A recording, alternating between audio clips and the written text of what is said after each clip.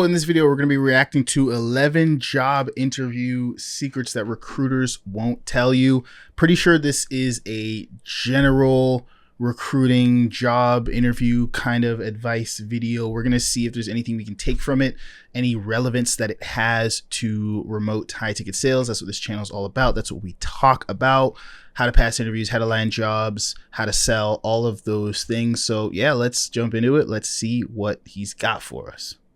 I'm going to spill the beans behind the scenes because in this video, I'm going to share with you 11 job interview secrets that recruiters won't tell you, we're back. But I will.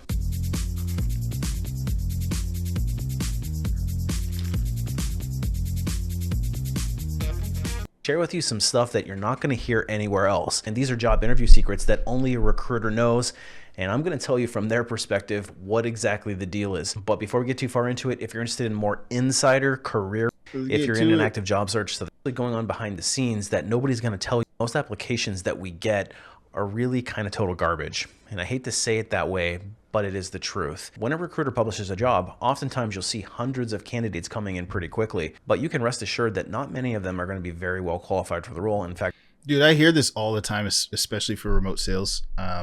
Most recruiters that I've spoken to, they're not essentially saying like applications are garbage, but they're saying the intro videos are garbage. As you guys know that have watched any of my content, if you're applying for a remote sales job, the most important asset is not the resume, it's your intro video. Your intro video is your resume. I cannot stress that enough. A good intro video is going to land you interviews. A bad intro video is not. And I hear time and time again, business owners just saying 90%, 99% of the intro videos they get are absolutely terrible. They don't follow the bare minimum, the basics. People jumping on with wife beaters, people recording like vertical on their phone and not actually showcasing their setup, people with bad audio quality, video quality, bad lighting. If you can come with the basics, good microphone quality, good camera quality, you know, it's a landscape video that presents yourself in a way that showcases how you'd show up to an actual Zoom call, you're going to be better than at least 90% of the applications out there. Trust me, it's that easy. Let's hear what he says about it though. Very few of them will actually get a phone call for a first round interview. And the reason being is that people tend to apply for jobs that they're hopelessly underqualified for, and a vast majority of these inbound applications just are a waste of time. So if you actually have a good resume that's a close fit, it's actually a pleasant surprise for the recruiter because we don't generally expect that we're going to hire somebody based on an application. We're usually going out and finding that candidate. And I would estimate maybe only 5% of inbound applications are actually qualified and would get a recruiter excited to speak with them. So the good news is that you can use that to your advantage. If you are a good fit for a job and you put together a really solid resume, you'll actually have a higher chance of getting noticed and cutting through all that chatter. But you have to have that good resume. And if you're somebody that doesn't know how to write a resume, that is going to swap out the word resume with intro video, give you the best chance of getting noticed by the recruiter. Check out my Resume Rocket Fuel course because that's exactly what it teaches you to do. The next job interview secret that a recruiter won't tell you is that your resume is your best and probably your only first impression. So if you don't have a good resume right out of the gate, you're going to be screened pretty quickly. And I will say you probably only have about 5 seconds to catch a recruiter's attention before you're dispositioned into either. Literally, I'm going to keep saying it because it's true, but literally the same thing with the intro video. The amount of times I've sat down with recruiters and gone through applications, gone through intro videos and stuff with them, and they've given 5 to 10 seconds and immediately clicked off. Sometimes that 5 to 10 seconds and clicked off was a good thing. They're like, okay, cool, this candidate's good. And sometimes they were like, no, this is not good. I've moved on. The point is not that they only watch more than 5 seconds if it's good. The point is that they've made their decision in the first 5 seconds. He's saying resume again. It's the same thing if we're talking about remote sales jobs, high ticket sales jobs. It's the same thing with the intro video. 5 to 10 seconds is what you've got to make that first impression. And then they're going to move on, and it's either going to be positive or it's going to be negative. The yes pile or the no pile, because once that first impression is made, you're generally not going to change their mind, and going in and revising an application after it's already been dispositioned is not going to move the needle. You're not going to suddenly get a phone call. So again, make sure you got that really solid resume and make your first impression count. The next job interview secret that a recruiter won't tell you, but I will, is that the best person doesn't always get hired for the role. And I'm talking about the best person on paper, and you may look at the person who actually got hired and you scratch your head and say, but I was actually more qualified for them. Why didn't I get a chance to interview for the role? And it really boils down to who best sells themselves. So the gift of gab is your friend. If you actually have interview skills, you can convince a hiring team that you're the better fit, even though maybe on paper somebody else is. And this is where, even more so, like everything he's saying here, it's amazing, and it's even more so for sales, because the gift of gab is, it's sales. At the end of the day, your job is to talk, your job is to sell, your job is to communicate. So if you don't have those communication skills in your intro video, if you don't have those communication skills in the interview, it doesn't matter if you've got 10 million cash collected, 1 million cash collected. You're not going to get the job over someone that comes across more personable, someone that comes across more confident, someone that comes across with better communication skills and an understanding for the niche and the industry that they're selling in, and that has the conviction to actually sell themselves properly on a call. So sales reps, don't just do mock calls.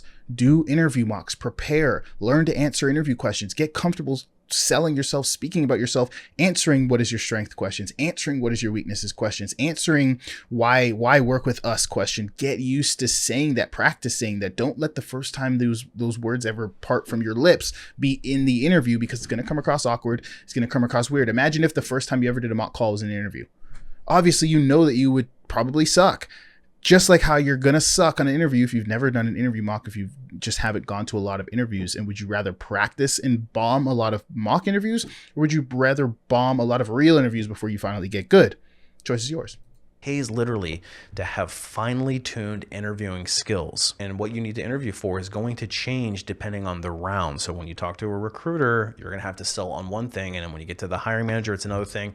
And then the panel interview is even going to have other stipulations that they're going to be assessing. And it's also worth pointing out that if you're good at building rapport and getting the interview teams to like you, it's going to give you a higher chance of getting through that interview process and getting that offer than it would be if you're somebody that's really well qualified, but just is not good at selling themselves. You're stiff and you really can't establish good rapport back and forth with the interview team. So make sure you know how to sell yourself at each round in order to get to the end, and you don't have to be the best fit to do that. And here's another job interview secret that recruiters won't tell you.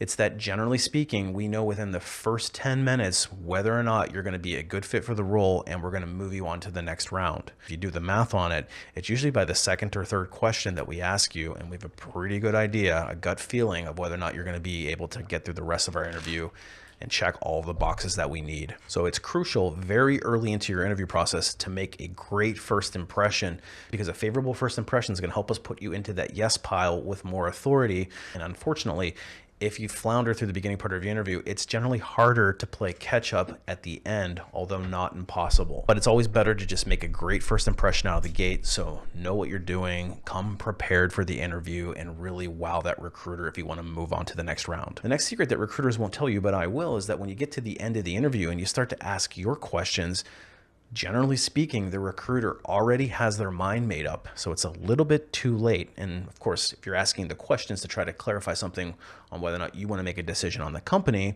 then it's a different story. But if you're using these questions to try to impress the interview team in order to get you into the yes pile, it's a little late for that. Because again, we generally know in the first 10 minutes of the interview whether or not you're going to be a good fit for the role. So this is where I will say, I'll agree but disagree at the same time. Maybe for recruiters, especially in the areas that he's recruited in, absolutely. I don't think it'll turn a no into a yes, but I think it'll turn it'll put you ahead in a close call, right? Like if you're interviewing in a group interview, which is very common for remote sales, if you're in a group interview or if you're interviewing with a business owner, recruiters, they've probably already made the decision. But when it comes to specifically with a business owner or a sales manager or something like that, good, solid questions, again, they'll turn maybe into a yes. They'll turn we'll see into a definite yes. They'll turn like between this guy and that guy, or between this girl and that girl, into okay, I'll go with this one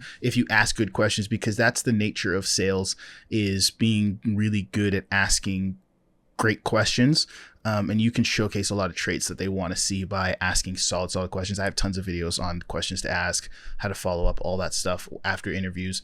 But yeah, asking good questions at the end of the interview for sales specifically is important. Advice to be BT. Probably not as important with a recruiter, I would say. I would agree with it's probably with recruiters, they're probably like, okay, there are quick decisions made. But when it comes to speaking to business owners, make sure you're asking really good questions at the end.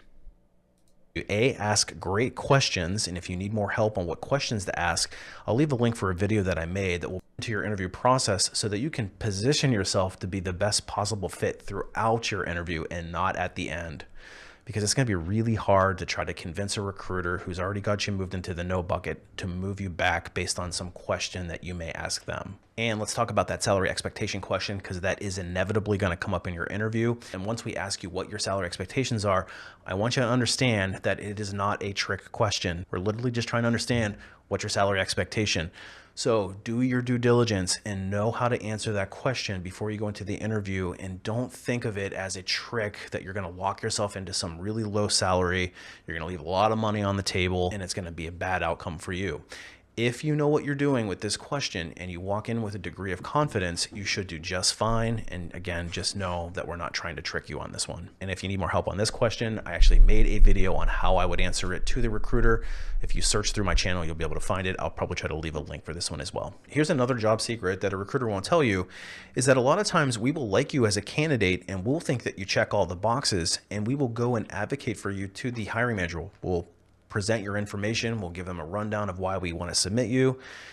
And the hiring manager may look at your resume and may look at our interview notes and have questions or concerns and actually eliminate you at that stage before you even get a chance to speak with them. And it is frustrating for the recruiter in these cases, because sometimes it's really hard to convince a hiring manager who has certain biases, or they've had their mind made up over something arbitrary that we can't control. So just because you get rejected, it doesn't always mean that the recruiter did not submit you and that you weren't considered by the hiring manager. Taking that a step further, a lot of times the long delays in getting back to you are not the recruiter's fault. It's actually unresponsive hiring managers. And unfortunately, that's usually the main delay that we experience. And recruiters are just as frustrated as you are. We want to try to get feedback. More importantly, we want to try to get a butt in a seat as quickly as we can, because recruiters are graded on how fast they fill the positions. So when you have a hiring manager that's just not responsive and not giving feedback in a timely manner, the recruiter gets very frustrated, and there's not a whole lot that they can do other than continually bugging the hiring manager to make a decision. And I'll say this, if there's a long delay after your interviews, it's generally not a great sign, because what that means is that they're interviewing other people or they're undecided. Sometimes they're a little busy and can't get to it right away, but almost always it's going to be that they have other candidates that they want to flush out first.